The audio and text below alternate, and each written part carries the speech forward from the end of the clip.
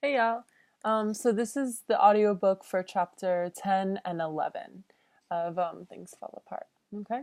So we just left off together on the bottom of page 88, um, where it says, it's the very last line right down here, where it says, Aru oyam de, flew around the dark, closed hut like tongues of fire. The ancestral spirits of the clan were aboard, or abroad. The metal gong beat continuously now, and the flute, shrill and powerful, floated on the chaos. And the agwugwu appeared. The women and children sent up a great shout and took to their heels. It was instinctive. A woman fled as soon as an agwugwu came in sight. And when, as on that day, 9 of the great masked spirits of the clan came out together, it was a terrifying spectacle. Even Mgbafo took to her heels and had to be restrained by her brothers. Each of the 9 Egwugwu represented a village of the clan. Their leader was called Evil Forest. Smoke poured out of his head. The 9 villages of Umuofia had grown out of the 9 sons of the first father of the clan. Evil Forest represented the village of Umueru, or the children of Eru, who was the eldest of the 9 sons. Umuofia Kwenu, shouted the leading Egwugwu, pushing the air with his raffia arms. The elders of the clan replied, Ya! Umuofia Kwenu! Ya! Umuofia Kwenu! Ya! Evil Forest then thrust the pointed end of his rattling staff into the earth, and it began to shake and rattle, like something agitating with a metallic life. He took the first of the empty stools, and the 8 other Egwugwu began to sit in order of seniority after him.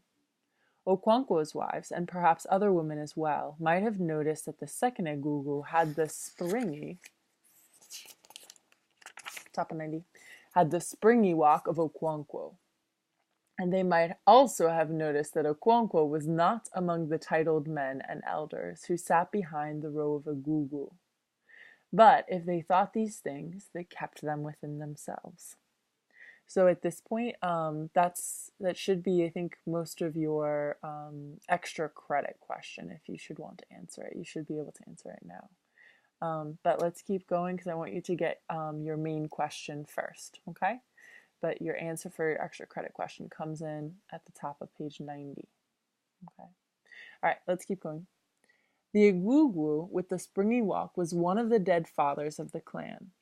He looked terrible with the smoked raffia body, a huge wooden face painted white except for the round hollow eyes and the charred teeth that were as big as a man's fingers. On his head were 2 powerful horns. When all the Egwugwu had sat down and the sound of the many tiny bells and rattles on their bodies had subsided, Evil Forest addressed the 2 groups of people facing them.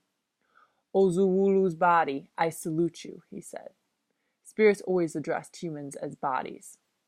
Ozuwulu bent down and touched the earth with his right hand as a sign of submission.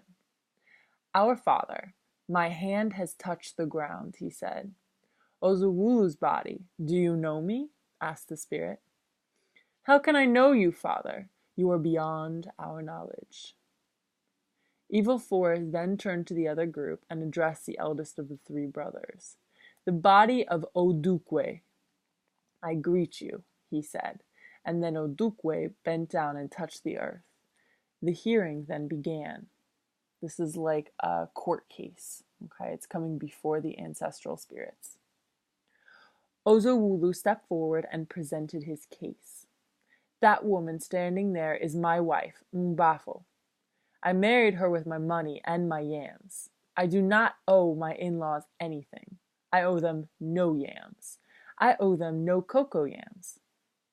One morning 3 of them came to my house, beat me up, and took my wife and children away. This happened in the rainy season. I have waited in vain for my wife to return. At last I went to my in-laws and said to them, You have taken back your sister. I did not send her away. You yourselves took her. The law of the clan is that you should return her bride price. but my wife's brother said that they had nothing to tell me. So I have brought the matter to the fathers of the clan. My case is finished. I salute you."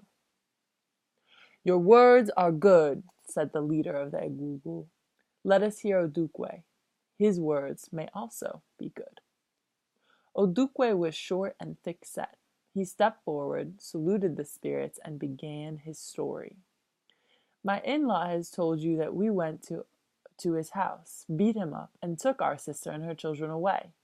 All that is true. He told you that he came to take back her bride price, and we refused to give it to him. That is also true. My in-law, Ozowulu, is a beast. My sister lived with him for 9 years.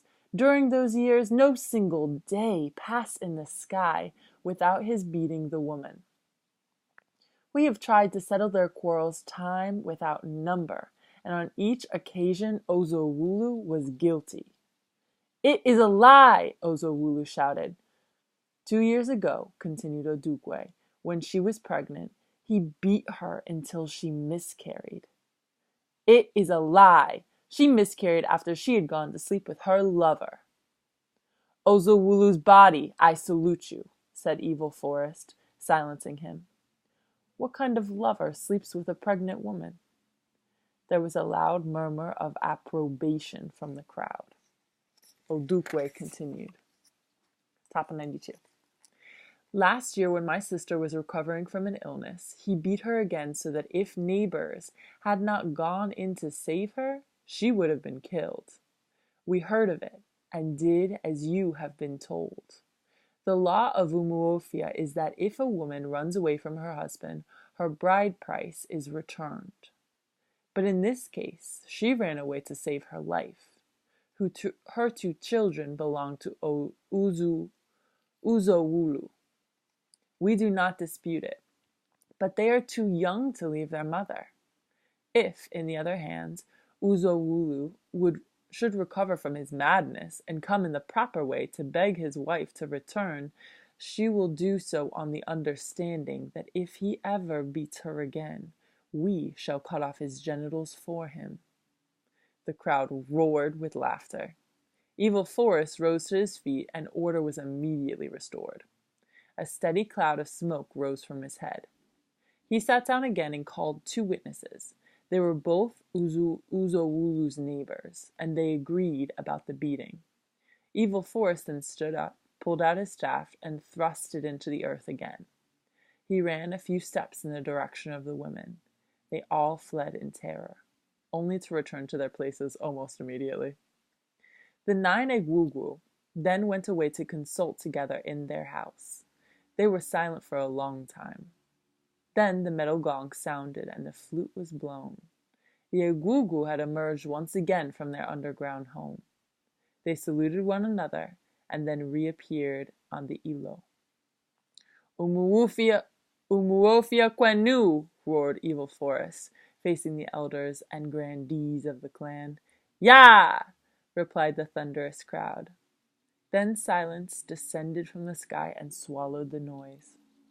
Evil Forest began to speak, and all the while he spoke, everyone was silent. The 8 other Egungun were as still as statues. "We have heard both sides of the case," said Evil Forest. "Our duty is not to blame this man or to praise that, but to settle the dispute." He turned to Uzowulu's group and allowed a short pause. "Uzowulu's body, I salute you," he said. "Our father, my hand has touched the ground," replied Uzowulu, touching the ground. "Uzowulu's body, do you know me?" "How can I know you, father? You are beyond knowledge," Ozowulu replied. "I am Evil Forest. I kill a man on the day that his life is sweetest to him." "That is true," replied Uzowulu. "Go to your in-laws with a pot of wine and beg your wife to return to you. It is not bravery when a man fights with a woman." He returned to Odukwe and allowed a brief pause. "Odukwe's body, I greet you," he said. "My hand is on the ground," replied Odukwe. "Do you know me?" "No man can know you," replied Odukwe. "I am Evil Forest. I am dry meat that fills the mouth. I am fire that burns without faggots. If your faggots are small sticks. If your in-law brings wine to you, let your sister go with him. I salute you. He pulled his staff from the hard earth and thrust it back. Umuofia kwenu, he roared, and the crowd answered. I don't know why such a trifle should come before the Egungun, said one elder to another. Don't you know what kind of man Ozoulu is? He will not listen to any other decision, replied the other. As they spoke, two other groups of people had replaced the first before Egungun and the great land case began. All right, so that's all the information that you need to be able to answer your main question, okay? You're focusing in on Uzuwulu's sentence. What was his punishment, right? What conclusion did the judge come to? Okay. All right. Good luck, and make sure you flag me down or Miss Jack if you have a question.